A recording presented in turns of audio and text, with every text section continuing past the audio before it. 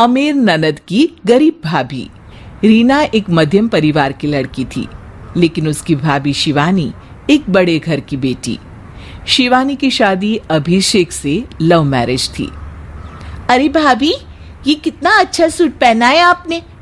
काश ऐसा मैं भी पहन पाती। अरे क्यों नहीं रीना, वैसे भी तुम्हारा और मेरा नाप तो एक ही है, जब मन करे पहन लेना। भाभी, आपको आपके पापा ने कितने अच्छे कपड़े गहने दिए हैं। मैं उनकी इकलौती बेटी जो हूँ। बेटी तो मैं भी इकलौती हूँ, लेकिन क्या करे, पापा है नहीं। पता नहीं कैसे होगी मेरी शादी। तभी वहां शिवानी की सास आ जाती है। अरे क्यों नहीं करेगा भाई तेरी शादी धूमधाम से, आखिर जिम्मेदारी है तो उसकी। जब रीना की शादी तय हो जाती है। अभिषेक, क्या हुआ? आप इतने परेशान तो कभी नहीं दिखे, कोई बात है तो बताइए मुझे। अरे शिवानी, वैसे तो शादी का सारा इंतजाम हो गया है, लेकिन गहनों का रेट तो आसमान छू रहा है। कैसे क्या करूं, कुछ समझ में ही नहीं आ रहा। थोड़ी देर में शिवानी अपने पूरे गहने अभिषेक के सामने रख देती है। ये लीजिए, गहनों का इंतजाम भी हो गया।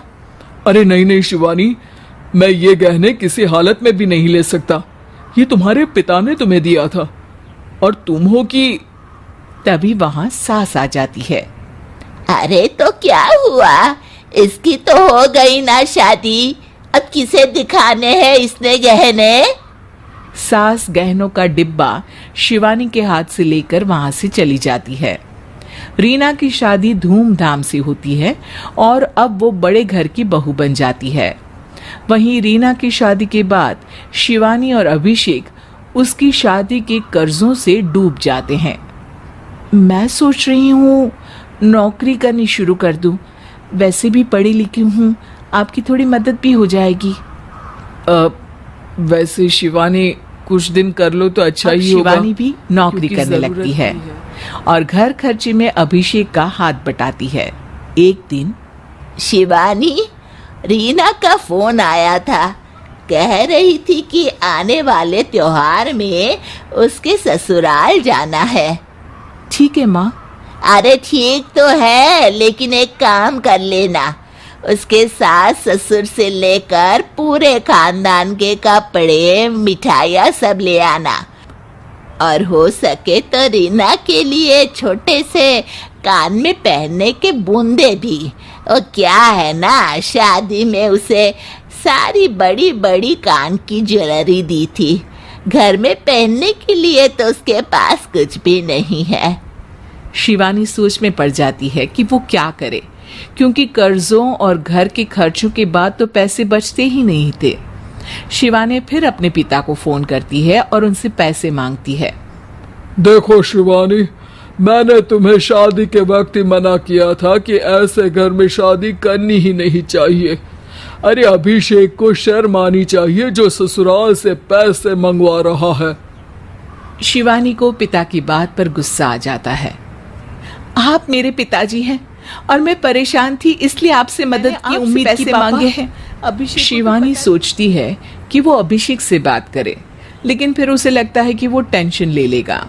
तभी शिवानी की नजर हाथ के कंगन पर पड़ती है, सीधे बाजार जाती है और उसे बेचकर ननद के घर ले जाने का सारा सामान लेकर आती है और सास के सामने रख देती है। हाँ ठीक है, लेकिन फल थोड़े और अच्छी क्वालिटी के होने चाहिए थे। शिवानी कुछ नहीं कहती, वहां से चली जाती है। एक दिन शिवानी, रीना का फोन आया था, बहुत रो रही थी। क्यों माँ, क्या हुआ? सब ठीक तो है ना उसके ससुराल में? अरे तूने तो उसकी नाक ही कटवा दी। अब मैंने क्या कर दिया माँ? कह रही थी कि बड़े घर की बहू है भाभी, जो कपड़े दिए है ना, उन लोगों का पहनावा कितना अच्छा है। तू तो मेरी बेटी का भला कभी सोचती नहीं। हाय भगवान, अरे बड़े घर की बहू है, इसी बात की जलन है ना तुझे?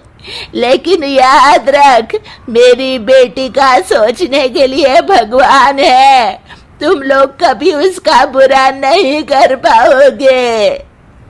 अब शिवानी के मन में सवाल था कि क्या ईश्वर सिर्फ रीना के साथ है, उसके साथ नहीं?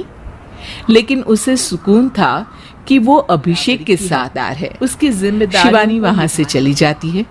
वो सास से कुछ नहीं कहती, क्योंकि अमीर घर की बहू बनकर रीना को भले ही सुकून ना हो, लेकिन गरीब घर की बहू बनकर शिवानी खुश है, क्योंकि खुशी पैसों से नहीं, परिस्थितियों पर निर्भर करती है।